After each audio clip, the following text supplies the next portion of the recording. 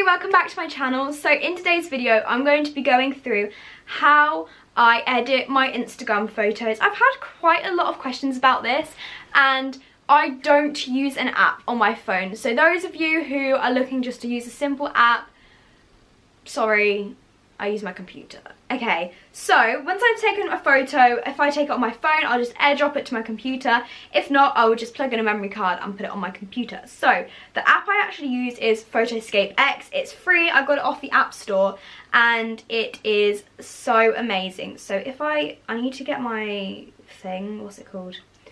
QuickTime. So I use this app Photoscape X and it's so easy to use. I really love it. So let's just go ahead and look at my downloads. So I'm going to show you how I edit multiple different ones. So we're going to take this one first. This is actually on my Instagram. So yeah, the first thing I do is press this little button over here, magic color. And as you can see, it brightens it a lot. Now I don't really like it that bright, so I fiddle around with it. I usually lower the brighten and then I lower the colour, which lowers the brighten. So then sometimes I lift up the brighten and then I compare it just to make sure it doesn't look too terrible. But because it's summer, I like my photos to be quite bright, so sometimes I just lower it all a little bit. And you want to make sure protect skin tones is on because it doesn't show it this way, but if I take that off and bring it up, it makes you look dodgy. So if I protect skin tones, it just keeps everything at a nice level. So then I have just already, if I compare to the original, a brighter photo, which I could leave it there, but I do like it to go a little bit further. Go onto this prep thing, tools, and I like to press blur. Now your phone camera is a bit dodgy, it doesn't blur things very well, so I like to use this to do it. And some people will say this is cheating, some people don't like the look of this. For me personally, I really like it. I like to bring the strength quite far up to begin with, because I like to see the difference. So I'm just gonna go like this and just blur the background. It's so easy to do. You want to be really careful around places where there's going to be edges, because you obviously want it to look neat. You don't want people to look and then it'd be really bad. So this one is actually quite intricate on the blur because there are certain things I don't want blurred, but I will show you that in a minute. The reason I put it on such a strong blur to begin with is so that I can literally see exactly what is blurred and what still needs to be. I know the red shows you, but it just shows it a bit more clearer when you let go. So as I can see what is blurred and what isn't, so then I can zoom in and just get it a bit more even, you know? On photos like this where it's a bit more intricate, it does take a little bit longer, but at the end the effect is always really good. And then what I'm actually going to do is, you might be able to see, you might not, I'm going to erase this area here where some of the dandelion has blown away, and I will fix that later on. I often just fiddle around with it for ages trying to figure out what looks good. For me personally, I'm actually going to remove this part here of the grass, just so you get a bit more sense of the foreground and background. And I'm also just going to zoom, not that much, onto the fence, so I can just erase some of that as well. So yeah, as I said, not all of my photos are this intricate, but this one I just thought I would pick so I could show you all the details that I do. Okay, so then again, it's back to the details in between, like the arms and stuff like that. Okay, so then I'm going to move on to these little bits of the dandelion, which I'm not going to go like too neat with. I just want it to be so you can kind of see where the seeds are spread out. I'm just going to do it in general clusters. This is really nitpicky. You don't need to do this. Sometimes I would just get rid of the actual floaty bits of the dandelions, because I mean they're not that essential to the photo. But because I uploaded this in 2 different photos, as in before I blew it and then after, I thought I wanted to show it, and this way it just makes it more evident. I also can't tell if half of these are the trees in the background or dandelions. Okay, so you can see the basics there. So what I'm just going to do is turn down the strength, because I don't want it to be that bold. I want it to look as if a camera has actually focused it and it hasn't been just edited. So I don't want it up too high. So if you see, if I turn it down, yeah, what's the point in it? So if I turn it up a bit, just so the background is blurred. Whoa, that's too much. Let's try 10. I feel like 10's okay, but I feel like it's still a bit too blurred, so I'm just going to turn it down to 8. And then again, I'm just going to compare. And it's not a huge difference. It's not a huge difference when you compare it, but it just makes everything stand out a lot, which, I mean, if you zoom in, you can tell that that's edited. But the rest of it, whoops, didn't mean to do that, is fine, and it looks really good, and it just helps everything to stand out and pop. So that's what I've done. So then what I like to do, I don't do this, it depends on the type of photo I want. So what I will do is I will soften skin on my face and on my hair and basically everything. In fact, yeah, let's just do that quick. Breast size. I do this if I don't want my photos to have like a grainy effect.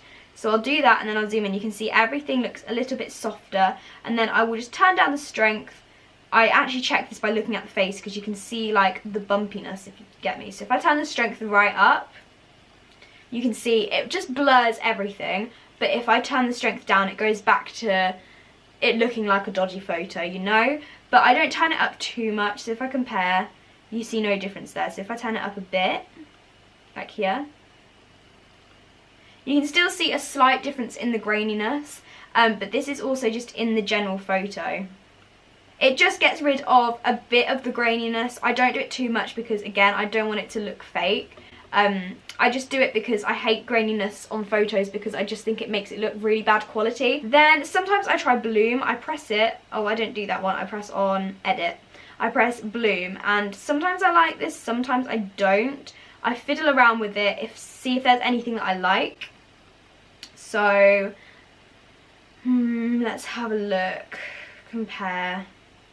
I want the sky bright still, so I still want that contrast. I want the contrast up and the blur off, but don't want the contrast that much. Level, no. Compare. Yeah, no, I don't like that, so I'm going to leave that. Do you know what? I feel like that's probably okay, HDR. Sometimes I like this, sometimes I don't. I don't want a large radius, I only want a small amount.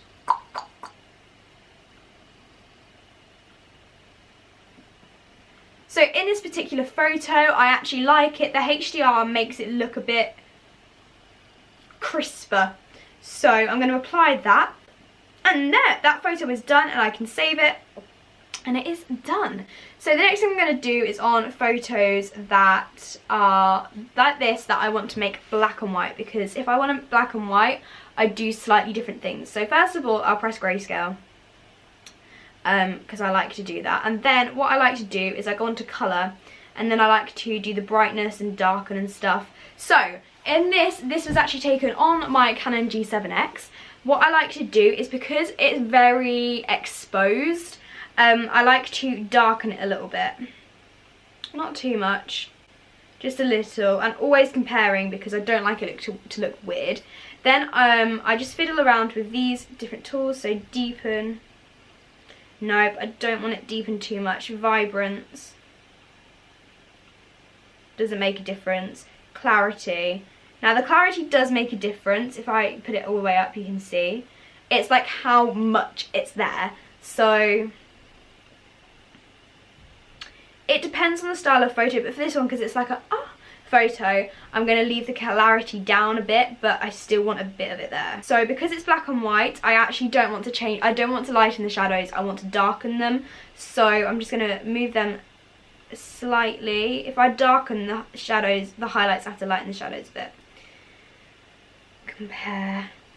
Yeah, I like that. Then it's the contrast, so I like quite a lot of contrast, not too much, so I'm just going to press it this way.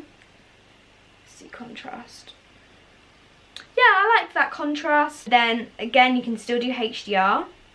So that there, to me, is like a painting. I think that looks like a painting. But if I turn that down and do a small radius, it can make it look very dodgy, but if you do it right, then it's fine. I just like a little bit of this because I feel like it just makes it look that bit more solid. Small radius. Okay, and then again, I'm just going to do the same thing with softened skin, and I'm going to put it all over. This photo is already quite a soft thing because the Canon G7X really does blur things, but this just really helps. And then again, I'm just going to zoom in on a face. Let's use Gracie's face, and then I'm just going to play around with the strength.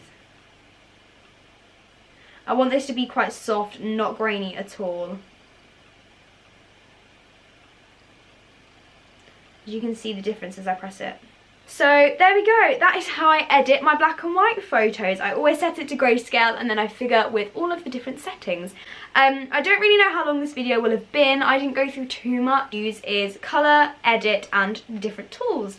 But yeah, I really hope you enjoyed this video and maybe it's given you some tips on how to edit your photos.